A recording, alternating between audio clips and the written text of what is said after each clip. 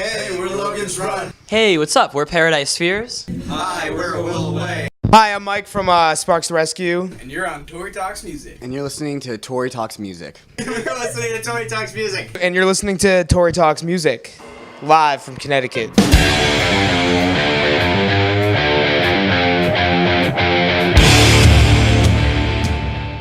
We're Ispacewalksometimes, and you are watching Tori Talks Music. You're not watching. First they're listening before they're watching. We are Ispacewalksometimes, and you are listening to Tori Talks Music.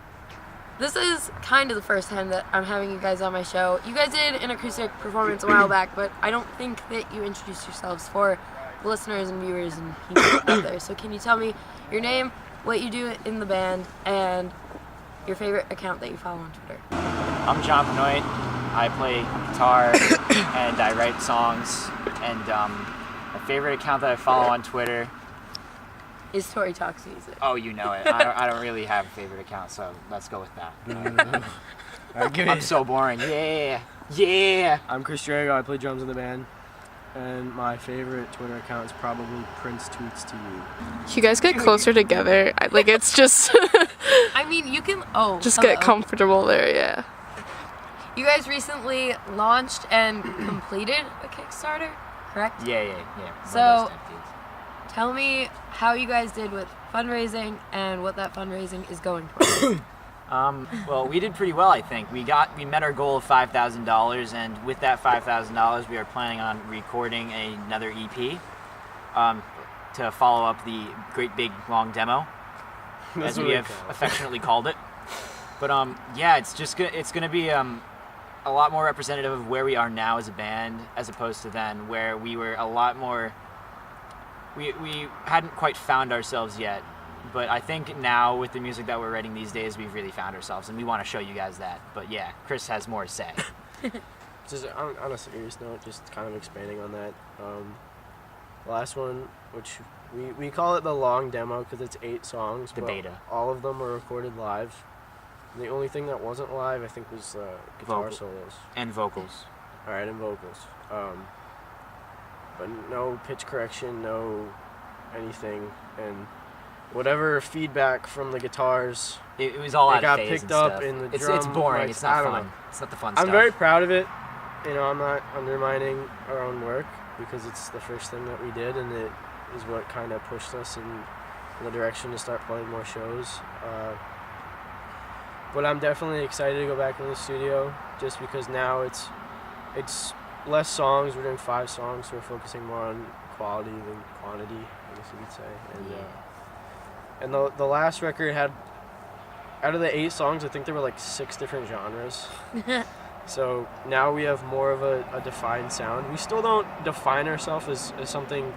There's no point in particular because, I mean, genres are kind of stupid these days. Not that doesn't make sense, but like usually when But it's There's no point in confining yourself. But like when you think of genres, at least when I think of genres, I just think of kids like on YouTube trying like argue over whether a song is like metalcore or deathcore, and they're like, dude, breakdowns. Anyway, that was sidetracked. But I don't know. I think we have more of a defined sound. It's definitely more of an alternative rock kind of thing, and we tone the heaviness down. So, where are you guys going to be recording the new music? We're going to be recording it at a place called Westfall in Long Island. We met with the guys. They'd contacted us on Facebook, and we were like, okay, these guys seem pretty cool. We went over and looked at their stuff because Chris actually was really into a band that they had worked with called Love Robot. Yeah, dude. I good. love Robot. Yeah, they worked with Love Robot, and they helped them record a lot of stuff. So we figured, well, if Love Robot's working with them, they must be pretty sweet. They also did Paris. But I like them a lot. I actually knew both of those bands before I knew about Westfall. And then getting the message from Westfall saying that they wanted to help us and they wanted to produce us and that kind of That's stuff. pretty cool. It was really awesome. And then we went, it was my mom, John, and I, and their mom approved, so we're excited for that. So, what else is coming up for you guys? I mean, you were supposed to have a show tonight, but then Sarah got sick and whatever. So, what else is coming up for Ispacewalksometimes? Oh, well, you want it? Irving Plaza. Irving Plaza, June 8th. we're going to be playing with a bunch of bands, including one who played here tonight, Machine Elves. They're going to be there, and that's going to be a lot of fun. There's a lot of sweet bands in there. We're playing with Jericho again, who we haven't played with in a long time, but we sure love them. They're really cool people. Yeah, they're nice to us. Yeah, they're Some really people aren't nice to us. Some people aren't nice to us, as going with anything. But hey, that's people, right? But we're really pumped for that. We've been working on a lot of cool stuff to do for that. That's our big thing right now. Urban Plaza. We're pumped. June 8th. Yeah. Here you go. Okay, so this is a question that I'm asking out of pure curiosity because I've wanted to ask you since I first met you guys like a year ago, but I just never did. Why is your band name one word? You know, a long time ago, before Facebook was a thing for Chris and I, we used to communicate in YouTube messages. There is a messaging system on YouTube that Not anymore. They got rid of it. well, it still exists. It's just really inconvenient now. But that's besides the point. You know, Yeah. we used to use that. Well, you could like go on a channel and post a comment, and then they'd be like, "Oh my God, someone posted on my channel." Yeah, Chris and I would just send each other band names back and forth, and it was during the transitional phase between when we were a thrash metal band and what we are now. God. So Shock Collar wasn't cutting it anymore. Oh God. I got so good at blast beats for nothing. But Chris and I That's would I just can talk about Chris that and I all would just day. send messages back and forth and stuff, sending band names. Mine were really stupid. I can't even remember any of them. Flying Marshmallow Parade was my favorite one, but John actually formed a Pigeon and jam band, Breadcrumb. and they used Pigeon that. and Breadcrumb, that was something. But yeah, we eventually settled on Ispacewalksometimes as a temporary name, but then it stopped being temporary. Because people were like, "Yo, that's sick," and then other people were like, "Yo, that's really stupid," and we'd be like, "Whatever, okay." I'm still just shocked we haven't gotten more like what's it called? That band. I wrestled the bear once. I'm surprised people haven't hated on us for Yeah, that because yet. they're all one word. Yeah, But they're people are like, different. Oh, you're all one word. You can't do that. They already did that. It's not People original. who listen to "I Wrestled the Bear" once, They we wouldn't- don't know them. I- they don't know us. they Yeah. probably They wouldn't probably know will never us. know us. Yeah, They would never. I They would be remember like. They'd be like two on each sending side. the ideas to John, and via YouTube. I think YouTube messaging. that was a while ago. That was That was when we were coming up with. I remember getting Ispacewalk sometimes on the YouTube message. really. Yeah, that's how we agreed on it. I don't remember. Irrelevant. I remember sending John a couple that were like from the bandgenerator.com, and then and then Ispacewalksometimes was the only one that I didn't get from the bandgenerator.com because I made it up, and then John was like, "That's kind of cool. You want to just roll with it for like a little bit?" And that was back when our rhythm guitar player Connor was singing. Which Yeah. was, I love Connor, but that was a dark. That was a There dark is a period. version of Assistance that exists with Connor on vocals.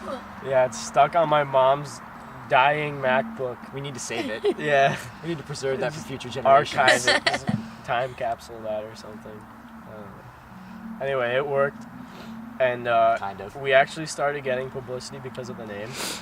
Believe it or not, we got in high school. A lot of kids are like, "Wow, that's really dumb," and then a lot of other kids were like, "Wow, now I'm curious. I'm gonna go see them play." And then it ended up leading to the Westfall guys saying, "Hey, we found you on Reverb Nation because your name is weird. We want to record you."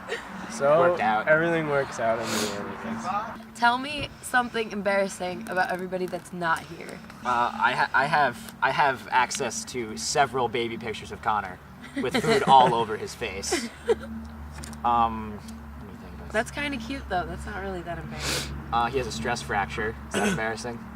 Where? Connor's On his knees. knee. His knees. On his knees. No, his knees. Oh, he has jelly knees. You can like squish his knees and stuff. Ew. But he But he has the coolest last name ever. So I think, McGillicuddy? I think that makes up for it. it's pretty sweet. It's a pretty sweet last name. Braid up. Yeah. Sarah. Ooh. She's just kind of goofy. She says stupid things sometimes. If that's embarrassing. Sam's perfect. I have some good stuff on Chris. Yeah, tell me something embarrassing about Chris. Well, you Here see, we one go. day I was sitting in English, which I also have with Chris, and I was approached by a security guard, and he asked me if I was Chris Drago, and I almost said yes, and that would have been the greatest thing I could have ever done. Why? But unfortunately, I said no, and then he was like, "Do you know where he is?" And I was like, no. But then I walked in the classroom, and the teacher, who knows I'm very close with Chris, asks me to go find him. I run into him in the hallway, and He's taking a break. he was just taking a break from class. You know, he was going out and smoking crystal meth. You know, the usual. And he comes back to class. The security guard takes him away. I'm scared because the teacher won't tell me what's going on. I'm like, is something wrong with his family? Is his mom okay? Is his dad okay? And I'm like, I love his mom. I was worried about your mom. I was really worried about your mom. Then This is going so far. eventually he comes back, Yeah, and then think he's about all like, your listeners. they thought I was on the roof. Yeah. Okay. All right. This is where Okay. All right. I'm like 5'6". The security guards are like 6'5", 6'7". And they take me out into the hall, and they're like, "So, you want to tell us what you were doing on the roof?" I was like, "What?" And I almost kind of laughed, and they were like, "So you want to lie about it? Let's go talk to Chung. She's the vice principal." she's intimidating. Yeah, she's terrifying. She's like this like 5'1" Asian lady, and she's really scary. She's got. I love her when she's not scary, but I don't love her when she is scary. I don't love her. Okay. Anyway, so she walks out of her office with this like swag. She's like, "So here's our friend, Mr. Drago." He's like, Some cop movie. Yeah, yeah. We finally got you. And she goes, "So were you anywhere that you weren't supposed to be? Like the roofs?" What? So I don't even know how to get up there. Like, what do you think I was doing? Like doing 12 marijuanas on the roof? Crystal meth. We went over this. Part of this. And then the security guard said that he had a witness, which ended up being the cafeteria lady, who thought it was me because the kid who actually was on the roof wears the same jeans and similar shoes as me. Cuffs. Yeah, with the cuffs.